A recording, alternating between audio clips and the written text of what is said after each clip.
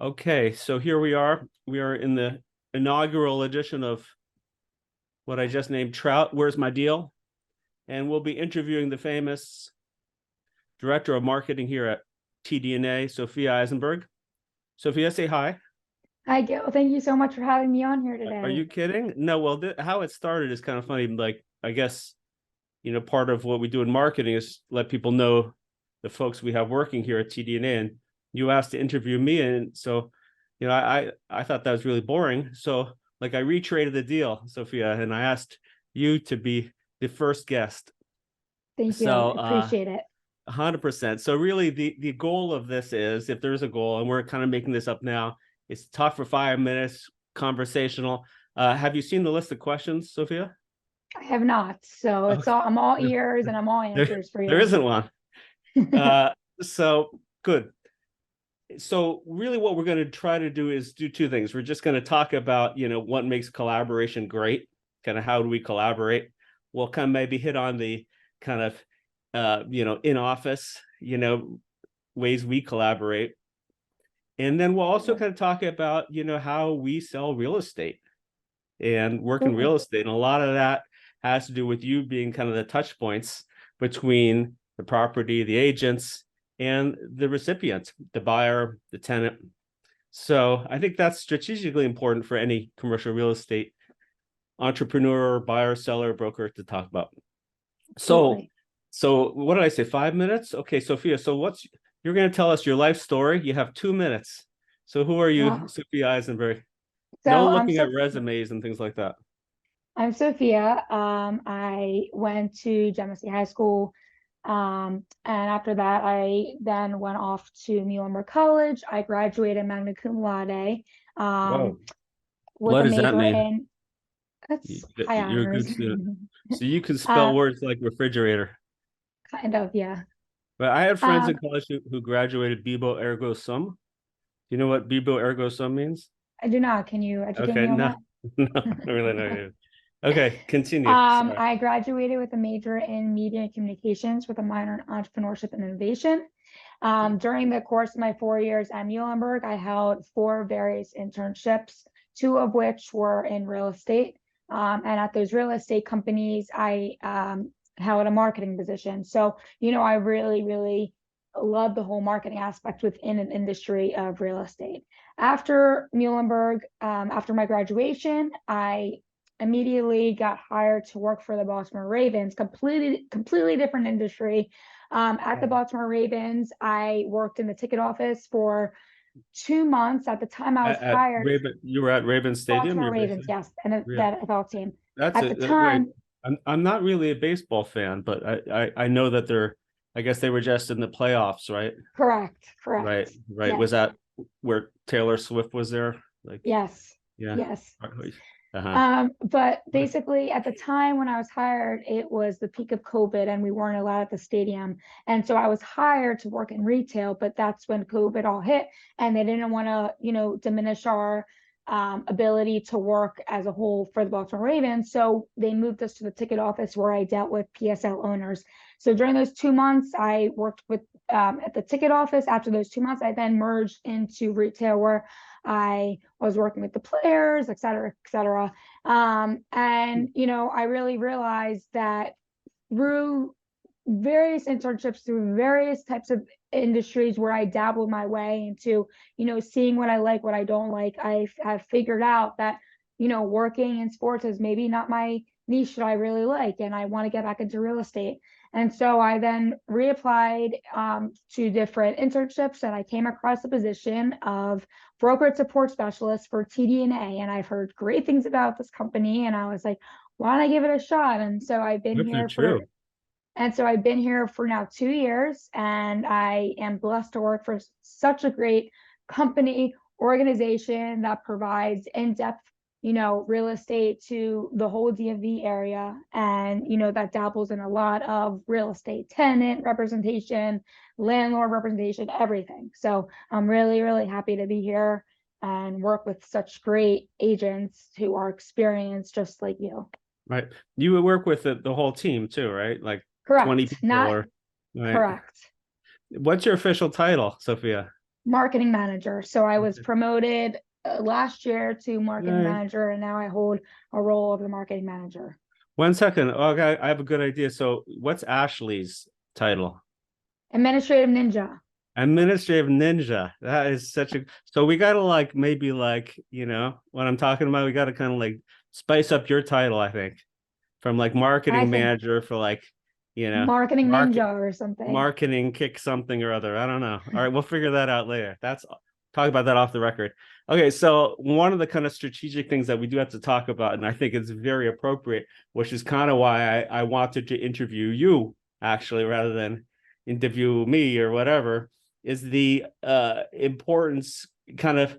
I see you as a special forces collaborator, right? So a broker or someone has a property, you are, like I said, you are the kind of intermediary between what we see in the brokerage world and the outside world, right? Yeah, So you are a master collaborator, and not to put down folks who are brokers, but there do happen to be some type A personalities out there, maybe people who are bouncing between things, and you know, there's certain personality types.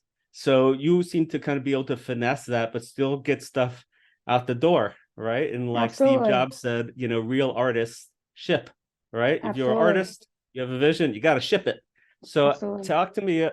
talk to us about collaboration, because you're not only have a great eye and a great sense for how people look at real estate and are great with people, a diplomat, but you also have you can understand the nature of brand, Mhm.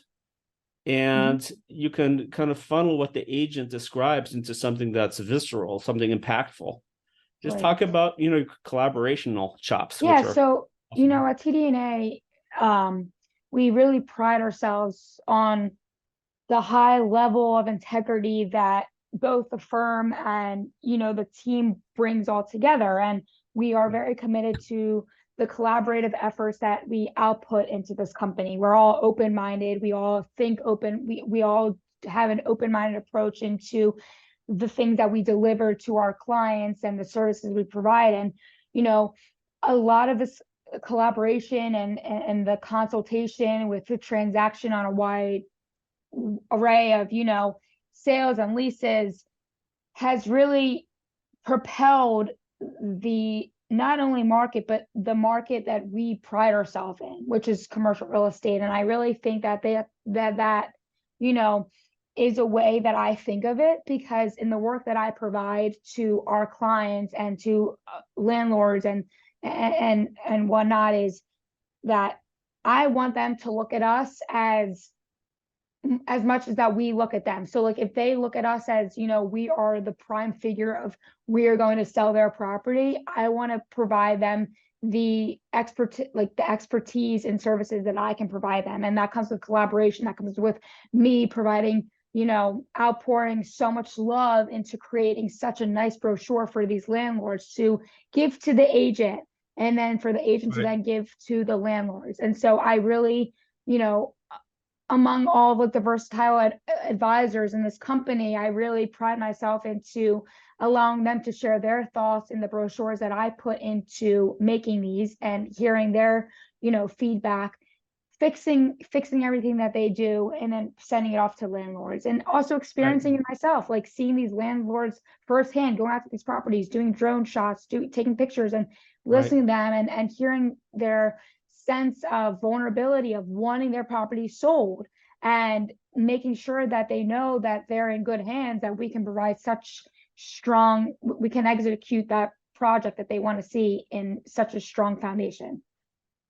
Sophia, I think that's brilliant, right? So, like I always say, one of the most valuable assets of anyone in sales, right? And ultimately, we're in the business of getting stuff off the table, getting things done fast, is compassion. To be a good listener, to really understand what an owner's motivation is, what's their time horizon, what's their, what are their personal issues driving their business decisions. And also with brokers, what are the pressures they're under, and sometimes you have to be able to really interpret the underlying objectives that they have that might be different than what they're saying. And sometimes you do Absolutely. have to go get out there in the property. And so I think that's phenomenal. One of the things I think that you really kind of are evidence of is, we talk about back to the office, and obviously this knife was falling before COVID. The knife is just falling faster. And, people obviously are coming back together. They love to integrate. They love to share ideas. But one of the great things that I think about you is being here is the idea I always talk about called serendipity. That word means like when I bump into you, you have an idea. You have an opinion. I want to hear it. Maybe that's something we haven't thought about. Maybe I haven't thought about it yet. And by just kind of putting ourselves in the mosh pit of idea sharing in this kind of open culture that we have, I think ideas that maybe we weren't anticipating to put together, that 1 + 1 is more Absolutely. than 2 comes together. So talk about like serendipity and kind of bumping into people and sharing Absolutely. ideas. I've always wanted to find type of a hybrid situation where I can, enjoy working from home and being at my comfort zone, but also getting out and doing things that are more active. And I really feel that being in a field where I'm surrounded by agents that not only care about their listings, but care about the well-being of, their employees is crucial. And I felt that surrounding myself and plotting myself in a situation of TD&A specifically was crucial for not only my mental health, but my physical health, because I felt like TD&A as a whole has cared about everyone's well-being and has really outpoured their love to everyone. And I feel that in a collaborative manner, you can only be so collaborative if you are all together and putting great mind, like they always say, great minds think alike. Well, you can only put great minds only think alike when you are together in person, looking at a property, looking at a brochure together, and having that interaction, saying, oh my God, I really like this work, and getting that validation where it's like not you're behind a screen and a Right. boss calls you and it's like, wow, great work. That's not as important. Whereas someone's looking at you in the eye and saying, great work, Sophia. Like this is wonderful. Like I really appreciate all that you've done. So I Right. think there's something to be said with, being in person, being there, being present. Right. And it speaks volumes to the work that I do. It speaks volumes to the work that agents do, and it's more efficient. I want to give you a compliment, and I'll ask one more question. You have, I think it's also a testament to you, right? Because you are highly responsible. You follow through. You're smart, and I think you have three chops, major skill sets. I'm sure you have more that really go together that are not often together. One is you have a good visual eye. You're artistic, right? Mhm. People look at marketing brochures for a very limited amount of time. How do you capture their interest? How does it make it look nice and fresh and Absolutely. focus their attention? So there's a certain eye that either kind of you have it or you don't. Two is you have a backbone too, meaning you're not just the recipient of brokers' manial ideas. You also will say, this doesn't represent us well. This is not, and people listen to you. And that's when Absolutely. collaboration is not just about I say you do. Collaboration is I say you say, and then we maybe see differently, and out of that comes something new. It's really quite Thank you, wonderful. Gil. Yep. The third thing is that I think is really the touch point of what I wanted to get to is, and excuse me, this goes to anyone selling or leasing commercial real estate. Marketing by itself is, I always, it can be a bit of a misnomer, because ultimately many people think marketing is just presenting someone to get them to buy more, to get them to excite more, to get them to cleave to something that's not really in their best interest, to sell Mhm. more. Right. So like if we were selling peanut butter, I would, have my kids and tasting the peanut butter and, but we're not. We're selling real estate. So there's a balance. And this is what I want you to address, a balance between getting people excited about a real estate, because real estate has a passion aspect, has a visualization aspect. Marketing kind of leads their mind into that world of the property and the environs. But at the other hand, we have a real tight fiduciary duty to landlords, right? To Absolutely. be accurate, to be, precise with our data. You can't just Absolutely. have one where you're selling peanut butter. At the same time, we're not just spreadsheet people. Real estate is driven by human factors like people Visualization. Yep. wanting to work and live and play together. So you really have to be right brain and left brain. right? And if Absolutely. you're too much of one, you're just selling peanut butter. If you're too much of other, just send me the Argus files. So you seem to really bring those together. Talk to me about that kind of bifurcation between marketing and real fiduciary Absolutely. responsibility. And I appreciate you asking this question because in marketing, I have to really have two sides of me. I have to have the side where I have the critical eye, but I also have to have the backbone because a lot of agents and a lot of landlords sometimes don't like the way that I'm presenting or laying out a visual representation of the property themselves. And I have to come back to them and say, if you don't lay it out like this, how else is the landlord or outside perspectives that want to lease or, buy this property how are they going to see it in different eyes? So I always provide them with different options and different layouts that they can look at. But at the end of the day, you know, I always I always think to myself, how would I see it if I was a consumer myself and I wanted to buy this property? How would I like to see this property? Or how would I like to take a look at this? And so I really provide in all marketing aspects the best way visually that a property can appeal to one's eyes. So whether that's implementing drone shots, whether that's implementing different angles in the drone shots. I just took a course and I just went out with a drone expert who showed me different perspectives of how to shoot a property really in depth and grabbing a consumer's eye or a buyer's eye and it's really interesting to always make yourself to always allow yourself the opportunity to take courses in things that you're interested in and things that can help marketing and to help the company's marketing. So that's what I've been doing, and that's what I'm going to continue to do to, implement my work in the data in my day-to-day life. So Right. No, that's great. I mean, what I love about what you said is you said it twice, is the word consumer, right? yeah, Ultimately, we're in the relationship business of taking a property to market and really making a touch point between the current owner or the tenant, the next, and where is that touch points? What is that angle? And you really, our minds deceive us. So I think that to absolutely. really look at fresh like a consumer, how would the end user really look at that? It's a deeply kind of empathetic, human-based Absolutely. destination for marketing. I mean, you hear all the time in the news about people selling products which are not marketed appropriately in the channels of their consumer basis. Yeah, You have to care about your end user, right? You have to absolutely. care about what you're delivering and delivering it truthful, but at the same time, obviously, you're trying to get them excited.